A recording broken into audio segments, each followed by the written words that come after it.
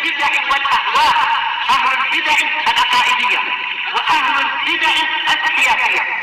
أنا أقول بيننا وبينكم السلف، بيننا وبينكم الكتب، كان فيقول البدع بيننا وبينكم. Bismillahirrahmanirrahim.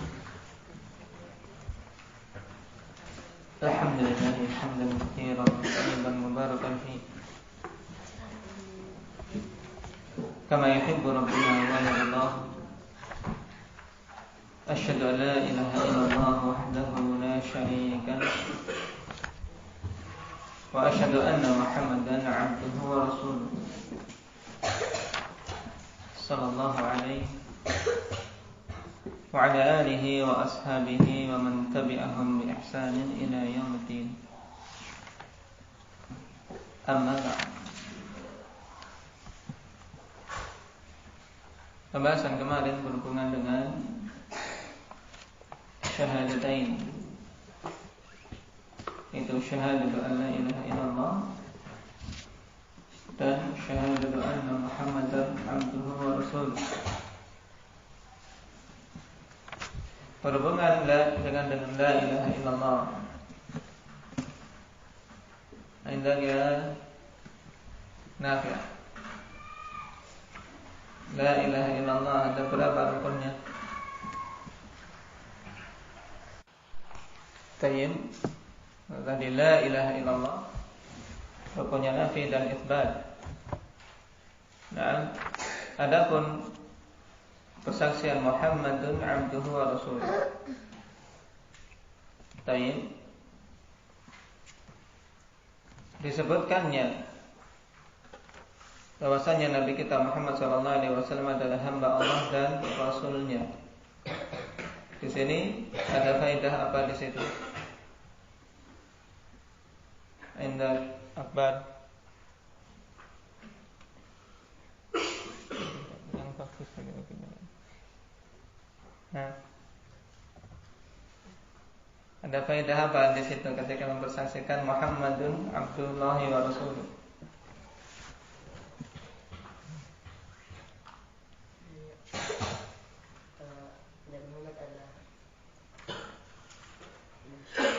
Muhammad adalah manusia. Yang berarti kalau beliau manusia, kenapa? Tidak boleh diibadahi. Kemudian lafaz wa rasuluh,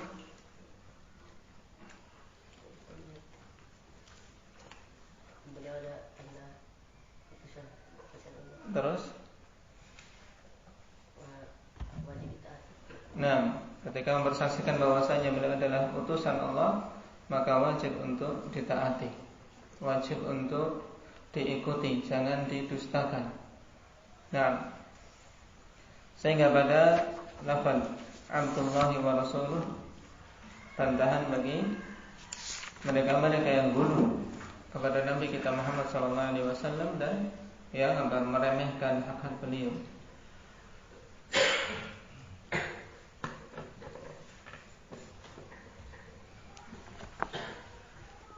Baik, kita lanjutkan.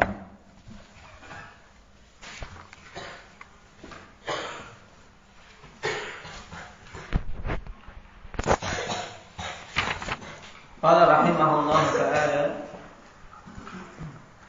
sallallahu alaihi wa ala alihi wa ashabihi wa man tabi'ahum bi ihsanin wa sallama taslima. Semoga salawat Allah Subhanahu wa ta'ala tercurah atas beliau dan keluarga beliau serta sahabat-sahabat dan siapa saja yang mengikuti mereka dengan ihsan. Dan juga semoga salam tercurah atas mereka semua.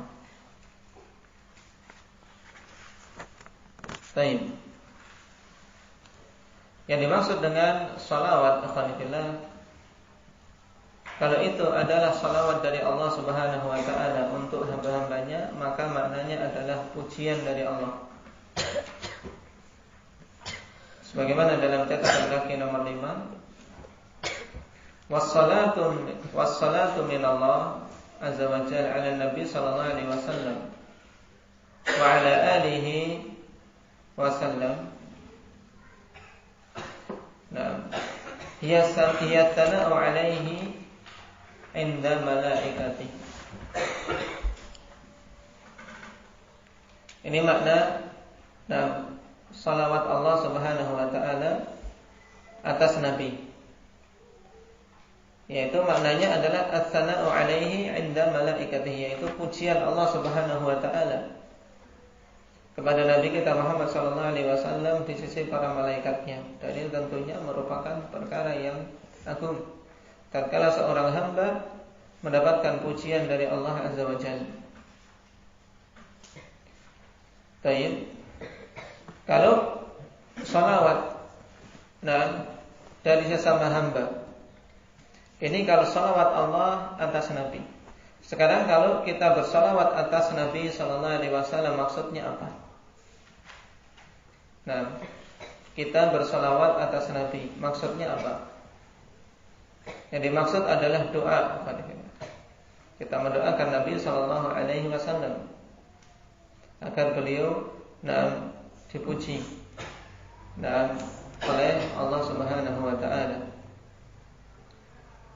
Demikian pula salawat dari para malaikat untuk hamba-hamba, maka maksudnya adalah doa mereka. Karena dalam ayat Allah Subhanahu wa taala berfirman, "Innallaha wa malaikatahu yusalluna 'alan nabi." Sungguhnya Allah dan para malaikatnya bersalawat atas Nabi. Nah, kalau maknanya Allah bersalawat atas Nabi, tadi apa maknanya? Hebat. Nah, enggak ada. Ya, jangan kaget. Baik, Allah Subhanahu wa taala bersalawat atas Nabi sallallahu alaihi wasallam, maksudnya apa? Rifki. Maksudnya pujian dari Allah atas Nabi. Kalau malaikat bersalawat atas Nabi, maksudnya apa? Mendoakan. Nah, malaikat mendoakan Nabi kita Muhammad sallallahu alaihi wasallam. Paham? Jadi katanya sama tapi maknanya berbeda. Baik.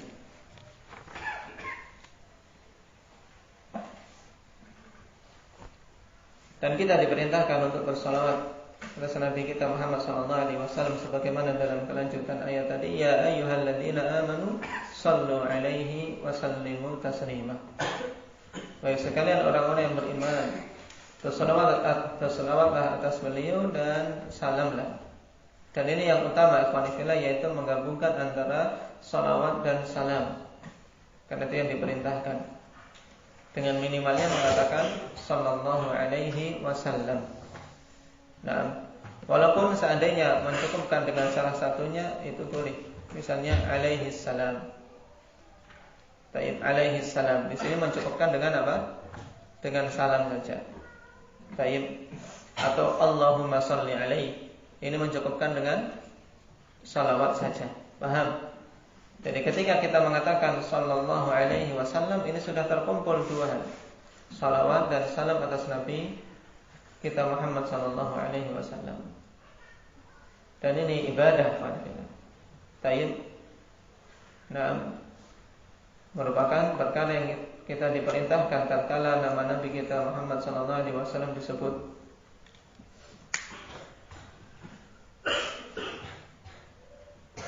Wa ala alihi, dan semoga salawat juga tercurah atas keluarga beliau.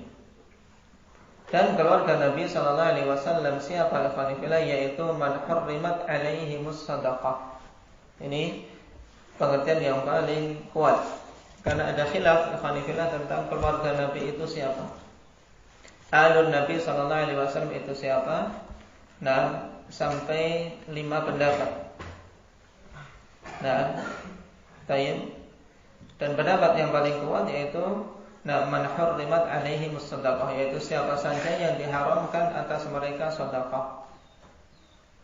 Di sana ada yang berpendapat bahwasanya alun Nabi, yaitu keturunan beliau. Ada yang mengatakan alun Nabi adalah semua pengikut beliau. Ada yang mengatakan alun Nabi itu adalah orang-orang yang bertakwa dari umat beliau. Nah, dan ada yang mengatakan alun Nabi adalah ahlul kisab, yaitu mereka-mereka yang ikut di dalam selendang yang Rasul sallallahu alaihi wasallam ikatkan ketika beliau bersama Ali dan Fatimah, kemudian kedua putra beliau. Itu saja yang merupakan alun Nabi, yaitu hanya khusus untuk keluarga Ali berarti. Dan ini pendapat yang lemah. Yang rajih dalam masalah ini bahwasanya keluarga Nabi yang dimaksud adalah siapa saja yang diharamkan atas mereka sedekah. Baik. Lalu siapa? Min Bani Hashim wa Bani Talib di sini. Baik.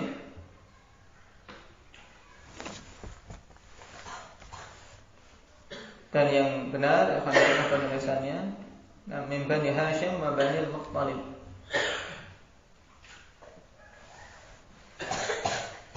Siapa mereka secara terperinci, yaitu sebagaimana dalam hadis Zaid bin Arqam yang diriwayatkan oleh Imam Muslim.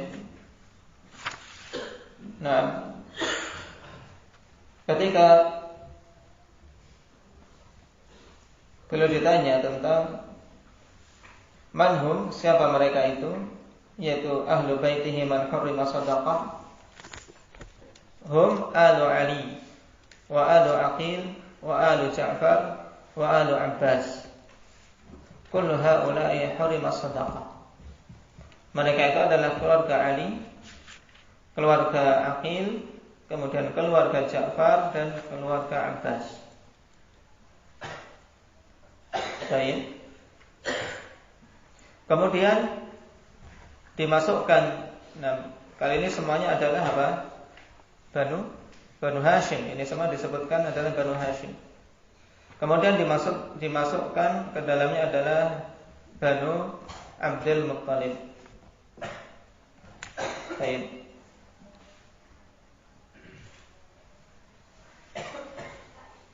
Atau Banu, dimasukkan dalamnya Alu Rabi'ah bin Al-Harith bin Abdul Muttalib.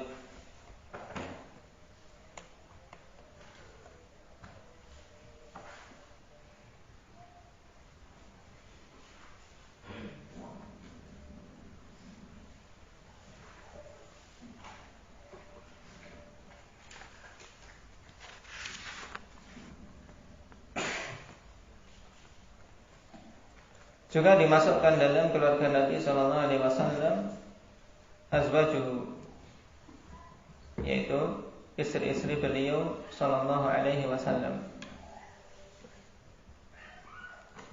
Dengan sebab ikatan pernikahan, walaupun dari sisi nasab tidak, tapi dengan sebab ikatan pernikahan mereka diikutkan dalam ahli bait sehingga tidak boleh menerima sedekah.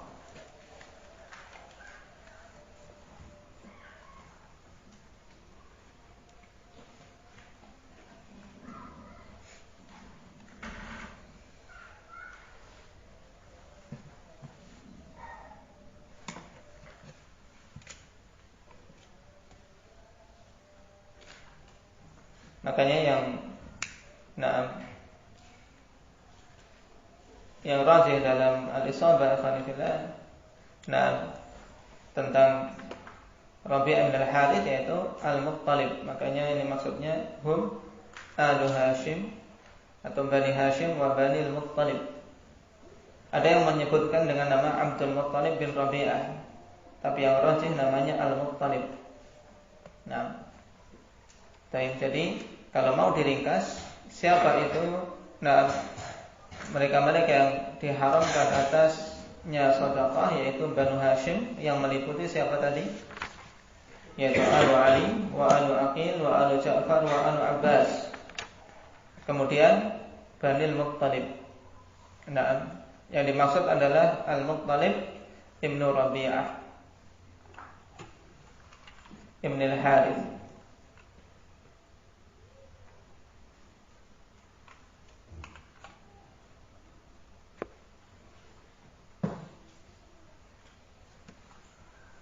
Tatkala dia diutus oleh Nabi sallallahu alaihi wasallam, dia bersama dengan bapaknya, kemudian juga dengan Abbas, Taib, kepada Nabi sallallahu alaihi wasallam. Ya, tatkala bapaknya mengirim dia, demikian pula nama Abbas mengirim anaknya Fadl ibn Abbas. Agar apa? Keduanya diberi sedekah. Maka Rasul sallallahu alaihi wasallam mengatakan, "Inna shadaqah la tanbaghi li ali Muhammadin, innama hiya awsakhun nas." Menunjukkan dia juga masuk, yaitu Bani Muttalib. Masuk dalam mereka-mereka yang haram menerima sedekah. Berarti termasuk dalam keluarga Nabi sallallahu alaihi wasallam.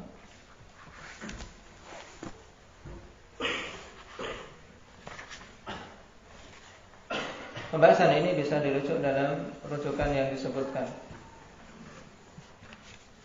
Wa ashabihi, dan para sahabat-sahabat beliau. Yang dimaksud dengan sahabi, huwa man laqiyan nabiyya sallallahu alaihi wasallam mu'minan bihi wa mata 'ala al-islam walau takhallalat riddatun fil asah.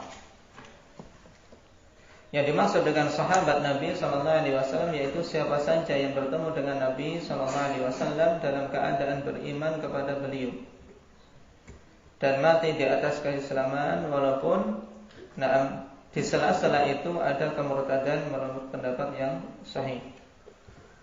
Jadi intinya dia bertemu Nabi dalam keadaan beriman kepada beliau, kemudian mati juga dalam keadaan beriman. Walaupun di tengah-tengah itu ikhwanifillah, di tengah-tengah itu ada kemurtadan. Dalam artian dulu ketika Nabi hidup bertemu dalam keadaan beriman, tapi kemudian Nabi wafat, dia murtad dan taubat lagi sebelum meninggal sehingga dia kembali dalam keislaman, ini tetap dinamakan sebagai sahabi. Sahabat Nabi sallallahu alaihi wasallam yang merupakan generasi terbaik dari umat ini.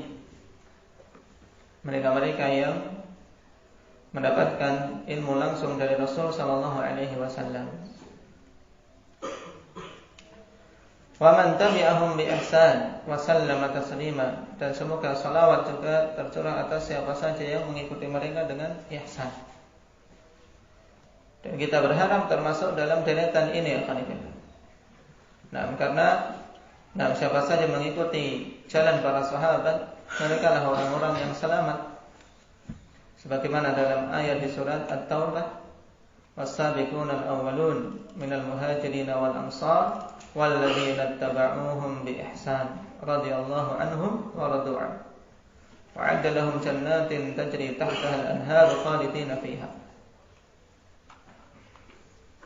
Was-sabiquna al-awwalun, yaitu generasi yang awal masuk Islam dari kalangan muhajirin dan ansar, serta siapa saja yang mengikuti mereka dengan baik.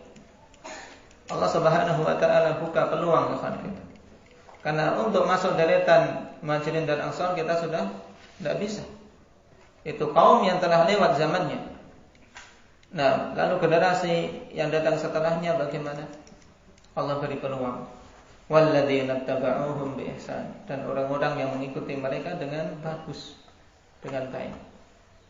Maka Allah ridha kepada mereka dan mereka ridha kepada Allah. Dan Allah persiapkan bagi mereka surga yang mengalir di bawahnya sungai-sungai. Mereka kekal di dalam.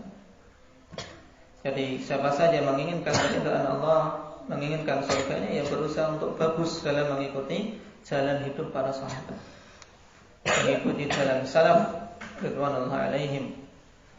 Yang mereka ini adalah orang-orang yang telah dipuji oleh Nabi sallallahu alaihi wasallam tentang kebaikannya, dikarenakan dekatnya mereka dengan bimbingan Nabi kita, mendapatkan bimbingan langsung dari Rasul sallallahu alaihi wasallam, melihat langsung bagaimana pengamalan Al-Qur'an. wa sallama taslima, dan semoga juga salam dengan sebenar-benarnya salam diberikan kepada mereka semua. Qala Ibnu Al-Jazari rahimahullah fi Miftahil Hisn, wa ammal jam'u baina as-salati wa salami fa huwa al-aula wal akmal wal afdal liqaulihi ta'ala sallu alaihi wa sallimu taslima wa law iktasara ala ahadihima jaza min ghairi karahah. Dan ini kesimpulan berhubungan dengan salawat dan salam. Menggabungkan antara salawat dan salam itulah yang utama dan yang sempurna serta yang afdal. Berdasarkan ayat, Allah memerintahkan kepada kita sallu alaihi wa sallimu taslima, untuk bersalawat dan salam. Seandainya mencukupkan dengan salah satu dari keduanya boleh, tanpa ada kemakruhan. Tayyib.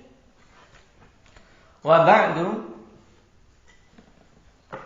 dan setelah itu, dalam artian setelah muqaddimah yang berisi pujian kepada Allah Subhanahu wa taala, juga syukur, permintaan isti'anah, permintaan perlindungan, juga permintaan ampun, serta salawat dan salam. Setelah itu baru akan masuk pada inti yang ingin disampaikan oleh pengarang rahimahullah.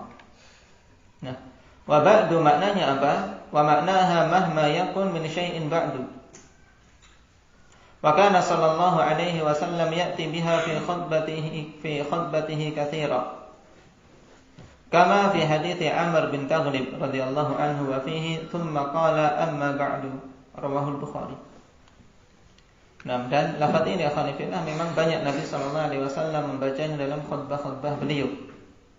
Di antaranya dalam hadis Amr bin Taghlib. Nah, di mana beliau setelah membuka, kemudian mengatakan amma ba'du.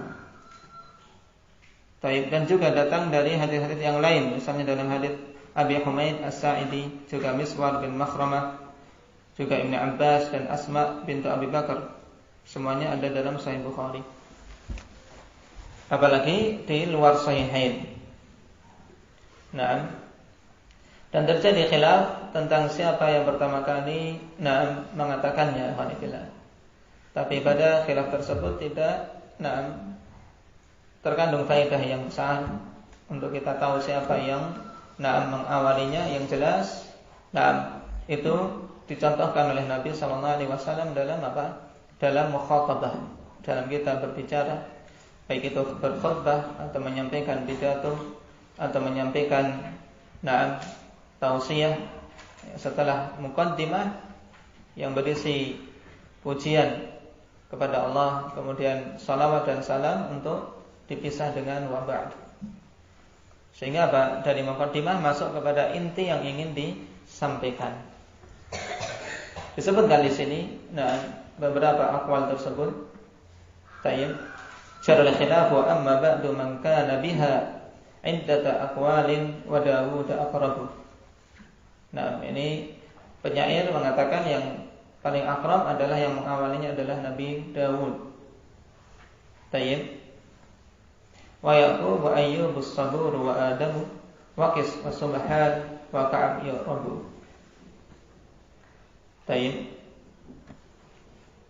Khilaf cuman butuh mengitsbat kalau itu juga digunakan oleh nabi-nabi sebelumnya. Tapi yang jelas dalam syariat kita Nabi sallallahu alaihi wasallam mencontohkannya. Itu yang paling penting dalam masalah amma ba'du.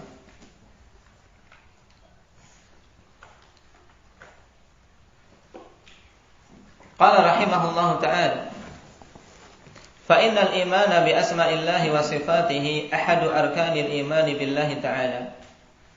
Wa hiya al-imanu bi wujudillahi ta'ala wal imanu bi rububiyyatihi wal imanu bi uluhiyatihi wal imanu bi asma'ihi wa sifatihi. Sungguhnya keimanan terhadap nama-nama Allah Subhanahu wa taala dan sifat-sifatnya merupakan salah satu dari rukun-rukun iman kepada Allah. Yang ini merupakan rukun iman keberapa, Mujahid?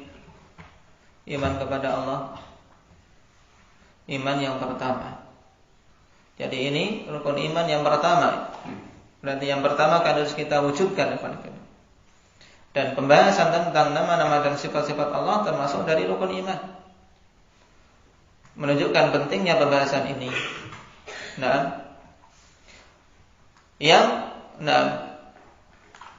Rukun iman kepada Allah Subhanahu wa taala tersebut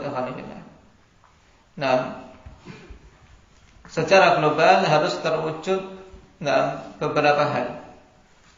Wahiyya, yaitu al-imanu biwujudillahi ta'ala. Yang pertama, kita harus beriman tentang adanya Allah. Dan ini tidak syak. Setiap hamba ikhwanifillah fitrahnya mengakui bahwasanya Allah itu ada. Dialah yang menciptakan dan mengatur serta menguasai jagat raya ini. Kemudian yang kedua, al-imanu bi rububiyyati. Beriman tentang rububiyah Allah. Maksudnya apa? Beriman bahwasanya Allah Subhanahu wa taala yang menciptakan, yang menguasai dan mengatur alam semesta. Itu mengatur semua apa yang ada dari makhluk-makhluknya. Kalau tadi yang pertama yaitu beriman kalau Allah ada. Baik. Dan secara umum makhluk mengakuinya kecuali orang-orang yang menyombongkan diri seperti Fir'aun. Kalau di zaman sekarang mereka-mereka yang beraliran ateis, yang tidak mengakui adanya sesembahan. Tapi hakikat hati nurani mereka ikhwanifillah sebenarnya mengakuinya. Dan itu fitrah. Oleh karena itulah kalau kita perhatikan, semua manusia ikhwanifillah mereka berusaha mencari apa? Sesuatu yang disembah walaupun ketemunya apa? Batu. Kalau kita lihat umat sejak dahulu sampai generasi, kok sampai mereka ada yang menyembah batu-batuan, menyembah pepohonan. Padahal kalau dilihat dari sisi kemampuan, ya kita dengan pohon kuat mana? Pohon ditebang sudah selesai. Cuman karena fitrah manusia sebenarnya asalnya mereka itu mencari sesuatu yang digunakan, yang diibadahi. Cuman ada yang mendapatkan taufik, ada yang mendapatkan bimbingan dan menerima, ada yang tidak. Sehingga yang mendapatkan taufik dan hidayah dari Allah, ya mereka kemudian lurus ketika mencari siapa yang disembah, benar. Dia menyembah Allah Subhanahu wa taala dan beribadah. Tapi tatkala tidak mendapatkan hidayah, ya salah jalurnya. Akhirnya yang disembah batu-batuan, berhala, kubur dan seterusnya. Kemudian poin yang ketiga, al-iman bi uluhiyati. Beriman terhadap uluhiyah Allah Subhanahu wa taala, bahwasanya Allah itulah satu-satunya zat yang berhak disembah, berhak diibadahi. Kemudian yang keempat, wal imanu bi asma'ihi wa sifatihi. Beriman dengan nama-nama dan sifat-sifatnya, dan inilah yang akan kita bahas pada kitab Al-Qawaidul Mutlaq. Jadi kalau ditanya, iman kepada Allah meliputi berapa hal? Indah kasih. 4 hal, yaitu apa? Beriman bahwasanya Allah itu ada. Yang kedua, beriman tentang rububiyah Allah, beriman tentang uluhiyah Allah. Yang keempat, beriman tentang asma wa sifat. Ini secara umum, dan masing-masingnya ikhwan fillah butuh kita pelajari dalam pembahasan tauhid. Uluhiyah kita pelajari dalam ilmu tauhid, dan asma wa sifat inilah yang kita pelajari sekarang.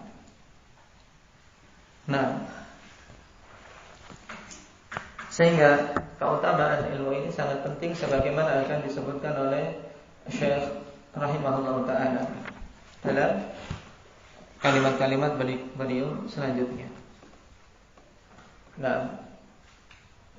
Makanya beliau katakan manzilatul ilmi bi asma'illahi wa sifatihi minad din. Kedudukan ilmu tentang nama-nama dan sifat-sifat Allah di dalam agama ini.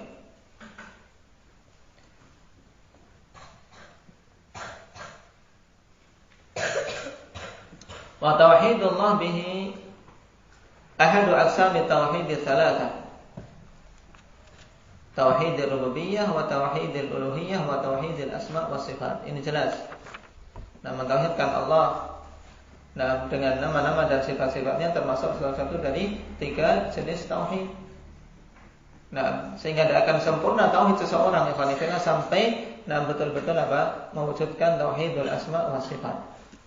Karena tauhid ada 3 jenis. Dan telah kita lewati, pembagian tauhid ini, dalilnya apa? Pembagian tauhid menjadi 3. Indah kedepan melalui istiqra' dan tatabbu, yaitu menelaah dan meneliti dalil-dalil ikhwanillah. Maka para ulama mendapati dalil-dalil dari Al-Quran dan Sunnah ketika menyebutkan tentang tauhid tidak keluar dari 3 jenis ini: tauhidul rububiyyah, tauhidul uluhiyyah, dan tauhidul asma' was sifat. Nah, dan di sana ada perkataan Ibnu Qayyim rahimahullah taala yang bagus tentang pentingnya pembahasan tauhidul asma' wa sifat alhamdulillah. Nah, yang insyaallah kita baca pada pertemuan berikutnya. Nah, nakutip hadza subhanallah.